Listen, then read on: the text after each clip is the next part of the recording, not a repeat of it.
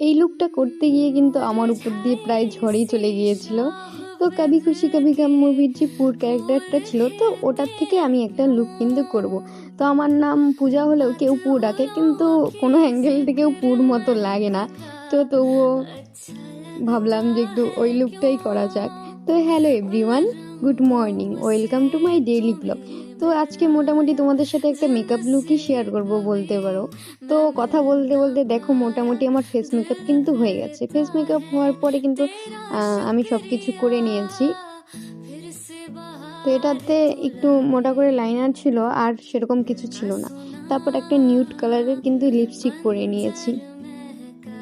তো দেখতেই পাচ্ছ মুখে এক গাদা ফাউন্ডেশন মেখেছি, কারণ ওই ক্যারেক্টারটা করতে গেলে অনেকটা স্মুথ স্কিন দরকার ছিল, যেটা আমার একদমই না।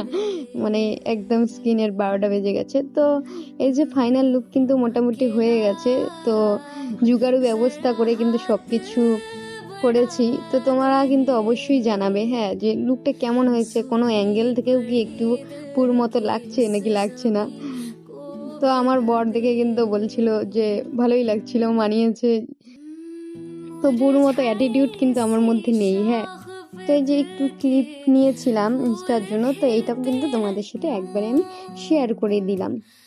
তো আবার দেখা হবে নেক্সট কোনো ব্লগে, নেক্সট কোনো লুকে। টাটা।